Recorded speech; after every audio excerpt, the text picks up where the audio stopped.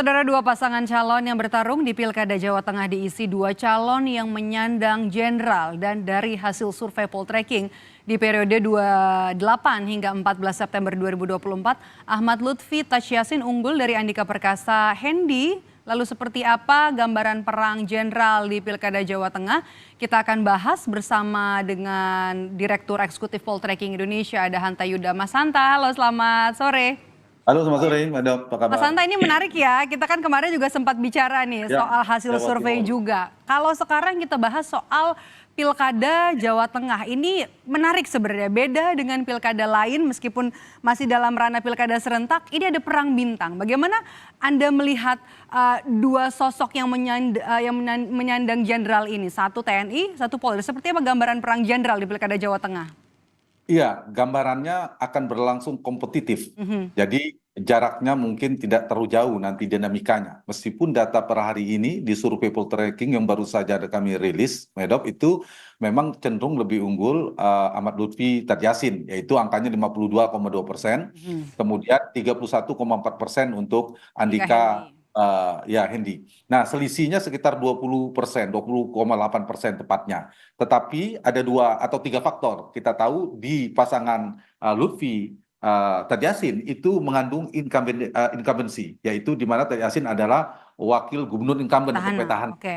Artinya itu mereka sosialisasinya lebih awal. Yang kedua, pilkada masih berlangsung 2 bulan, dinamika yang menyertai masih cukup dinamis. Dan yang ketiga, ada data kami menunjukkan swing votersnya masih sangat tinggi. Separuh pemilih, 48% masih mungkin merubah pilihan. Nah, dengan data itu menunjukkan bahwa dinamika elektoral perolehannya kemungkinan akan fluktuatif terjadi. Bahwa sekarang lebih tinggi Ahmad Lutfi Tachiasin, tapi tidak menutup kemungkinan Andika Hendra Prihadi juga bisa menyusul ketertinggalannya. Karena keduanya memiliki jejaring organisasi yang sama kuatnya, yang kita istilahkan perang bintang. Ada bintang di pundaknya, 3 dan 4 bintang itu adalah orang-orang kuat yang juga saya kira memiliki kompetensi dalam persepsi pemilih cukup tinggi. Jadi persebarannya juga kekuatannya kalau kita perhatikan secara geografis juga relatif berimbang. Jadi saya Oke. melihat kemungkinan dinamikanya cukup tinggi, dan simpulan sementaranya kami memprediksi akan berlangsung Oke. kompetitif.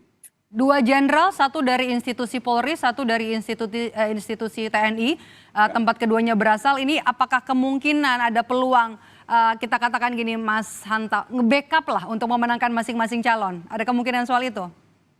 Ya, tentu kemungkinan itu selalu terbuka, tidak bisa kita pungkiri. Tetapi kita sebagai pesan moral, demokratis, kita tetap harus menjaga dua institusi penting di negeri kita, yaitu TNI dan Polri, untuk tetap netral sesuai dengan undang-undang konstitusi kita. Secara kelembagaan tentu harus netral dan harus kita jaga independensinya. Tetapi seperti prolog Kompas tadi, tidak bisa dipungkiri karena apa ya, kalau punya ikatan itu sangat panjang seterusnya, sangat kuat ya setelah menjadi purnawirawan seterusnya. Nah, ini saya kira harus memiliki komitmen yang sama dari semua elemen entitas yang akan bertarung di Pilkada Jawa Tengah, tidak hanya kontestan tapi juga pendukung, juga Oke. mesin politik, tim sukses, termasuk KPU penyelenggara, termasuk fasilitatornya dalam hal ini pemerintah dan Oke, juga baik. aparat Mas Hanta, pemerintah. mohon maaf saya Semuanya harus potong dulu. Kami akan mengajak pemirsa Kompas TV untuk melihat situasi terkini dari gelaran deklarasi Pilkada Damai yang digelar oleh KPU Jakarta.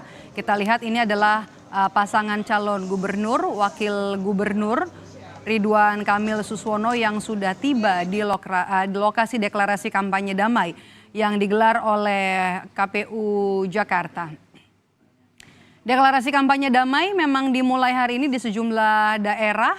Salah satunya adalah yang saat ini akan berlangsung, yakni deklarasi kampanye damai di gelaran Pilkada Jakarta. Ada 3 paslon yang nanti akan mengikuti deklarasi kampanye damai, yakni adalah pasangan nomor urut 1, pasangan nomor urut 2, dan juga pasangan nomor urut 3. Nanti kami akan kembali memberikan informasi soal deklarasi kampanye damai yang diikuti oleh 3 paslon di Pilgub Jakarta. Saya kembali ke Mas Hanta. Mas Hanta, kita masih belum sampai nanti ya ke hasil survei. Mau bahas dulu nih soal tim sukses masing-masing. Justru tim suksesnya Ahmad Lutfi ini diisi oleh sejumlah jenderal purnawirawan TNI karena katanya mendapat tugas dari Prabowo sebagai Ketua Umum Partai Gerindra yang mengusung Lutfi. Ya, itu mungkin strategi untuk mengimbangi. Dua hal saya baca dari Mhm, fenomena itu. Satu adalah untuk mengimbangi. Kita tahu Pak Andika adalah mantan Panglima TNI, jadi menjadi penting mungkin bagi Pak Ahmad Lutfi untuk mhm, mengisi militer-militer untuk mengimbangi mhm, kekuatan mhm, itu ya, pengaruh purnawirawan dan sebagainya. Yang kedua juga simbol tadi kalau saya kutip dari Maidop mengatakan Pak Prabowo dan seterusnya. Memang menariknya di Jawa Tengah ini dua simpul ya, tidak hanya secara background organisasi dua kandidat, tapi lihat juga bahwa Jawa Tengah ini adalah kita kerap menyebutnya kandang banteng. Nah, kandang mhm, banteng ini kan tergantung dia akan mengikuti pengembalanya ada dua sekarang. Satu pengaruh PD Perjuangan, mhm, itu adalah kandang banteng kita istilahkan. Yang kedua itu juga rumah Jokowi, ada pengaruh Jokowi, yaitu mhm. PKB Jokowi plus Prabowo dalam konteks ini. Nah, kalau kita beda data memang pemilih yang saya katakan tadi sangat strategis ya. Misalnya pemilih PD Perjuangan. PD Perjuangan itu kan mayoritas di Jawa Tengah. Mhm. Dia akan menentukan di data kami dia simetris sudah linier dengan memilih cenderung mendukung Andika dan Hendi. Dari hasil survei Jadi, juga ya, oke. ya tidak ada split. Nah, yang kedua, saya ingin jawab pertanyaan itu. Yang menarik adalah pengaruh Jokowi juga kuat, di Mhm, mana tingkat kepuasan berdasarkan data survei juga 86% eh, setuju atau istilahnya positif mengapresiasi kinerja Jokowi atau puas. mhm, Nah, ini mhm. juga ada kecenderungan. Dan jangan lupa pemilih Prabowo 53%. Nah, Oke. akumulasi ini, pengaruh Prabowo dan pengaruh Jokowi ini mungkin dalam dugaan saya akan dikapitalisasi oleh pasangan Ahmad Lutfi dan Yasin. Mhm, Nah, satu sisi itu ada bukan sentimen ya, ada upaya isu itu, tetapi di saat yang sama seperti yang kita diskusikan, mereka berasal dari dua organisasi yang sangat kuat dan mhm. saya kira dua ini akan saling mengimbangi. Karena itu tidak berlebihan kita mengistilahkan Bintang, perang bintang atau kita oke. mengistilahkan perang Perang para jenderal, oke. bintang dalam Mas Hanta, memiliki bintang kita gitu ke Mbak. hasil survei dari Poltreking. Ini kalau dari elektabilitas kedua pasangan calon, pasangan Lutfi Tachiasin 52,5%, kemudian Andika 31,4% ya.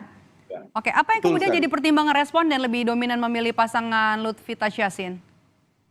Ya, mereka tentu punya beberapa kami dalami ya. Pertama, memang lebih unggul dari sisi Tad Yassin ini kan incumbent wakil gubernur petahana.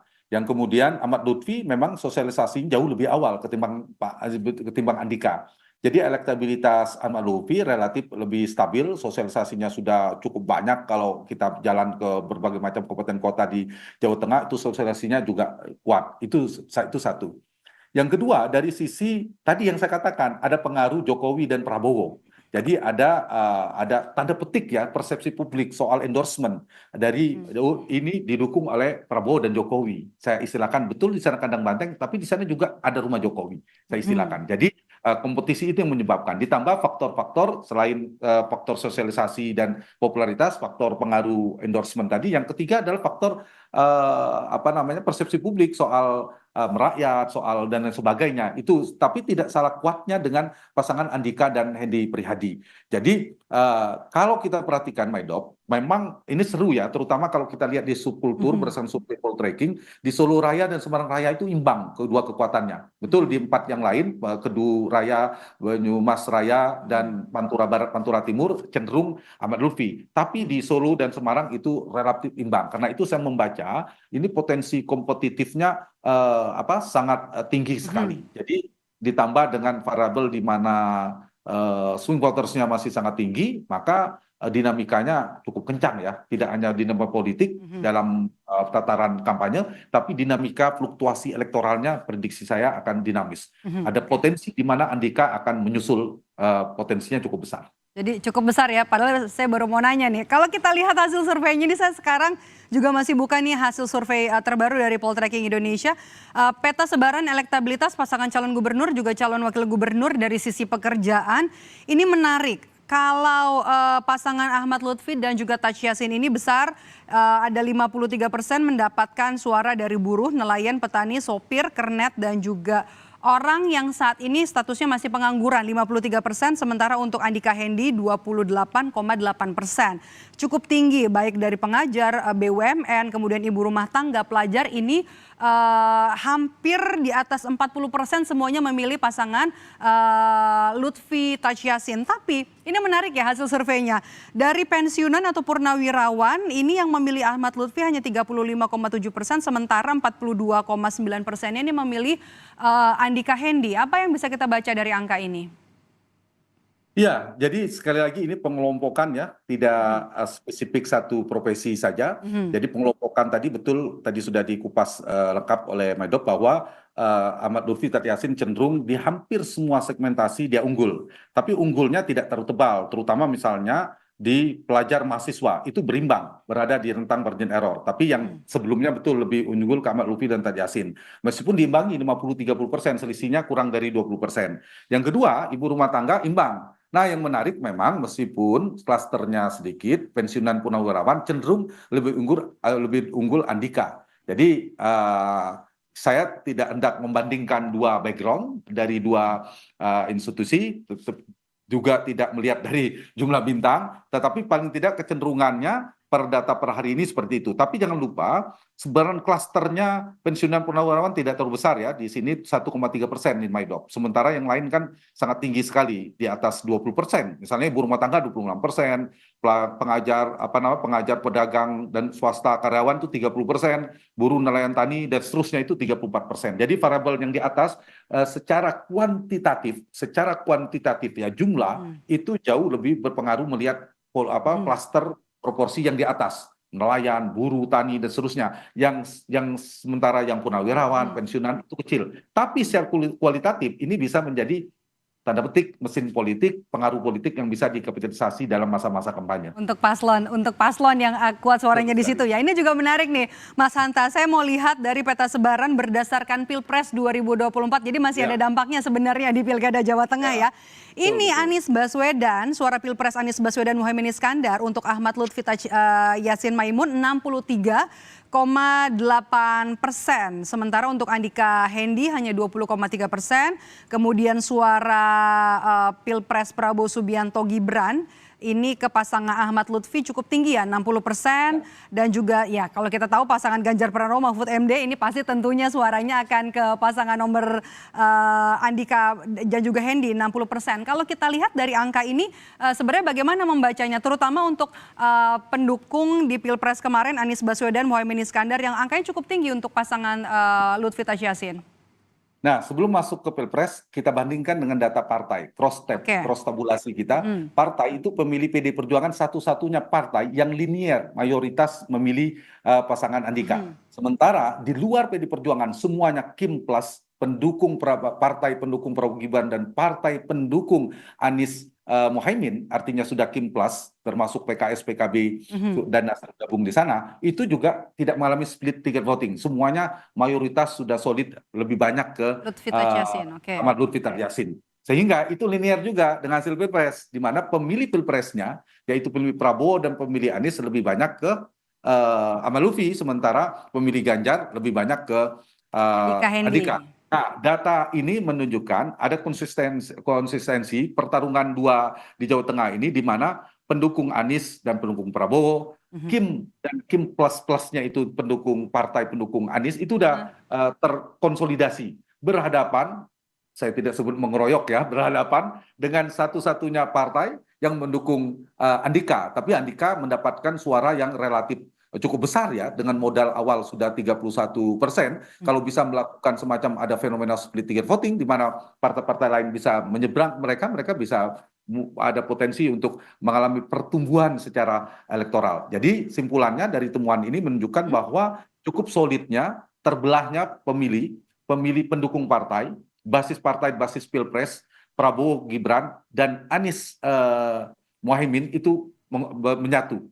Meskipun mungkin figurnya tidak menyatu ya, karena Anies tidak sedang berada dalam pemerintahan. Tapi Pak Muhaimin sudah bergabung. Nah, sehingga simpulannya adalah Pak Ganjar itu kan kekuatannya nomor 2, cukup lumayan di Jawa Tengah, 30% lebih. Itu yang kalau kita perhatikan pemilih Ganjar, pemilih PDIP, dan pemilih Andika itu beririsan sangat tebal sekali. Nah, itu yang menjadi potensi bagi Pak Andika untuk menyeberang, melebarkan sayap captive marketnya untuk mendapatkan basis di luar PDIP. Sekaligus juga di luar menggerus suara ya, untuk elektabilitas menggerus ya. Ahmad Lutfi. Betul Oke, sekali. baik. Terima kasih sudah memberikan Terima kasih. ulasan sore hari ini di Rumah Sama-sama. Pilkada Direktur Eksekutif Poltreking, Mas Hanta Yuda. Saya selalu Mas Hanta. Salam sehat selalu. Makasih.